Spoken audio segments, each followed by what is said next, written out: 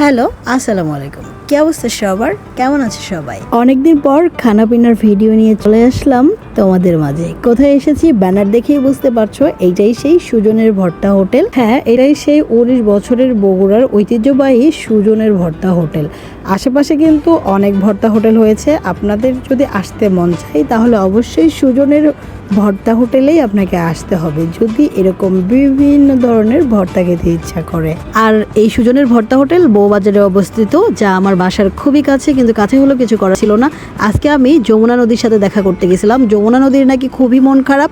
যাই হোক, সকালে গিয়ে দেখা করে আসলাম। ফেরার পথে মনে হচ্ছে যে আজকে ভর্তা ভাত খাওয়া ছাড়া বাড়িতে প্রবেশ করা যাবে না, আমাকে ভর্তা খেয়েই বাসায় প্রবেশ করতে হবে। যেই কথা সেই কাজ, বিভিন্ন ধরনের ভর্তা নিয়ে খেতে বসে গেলাম।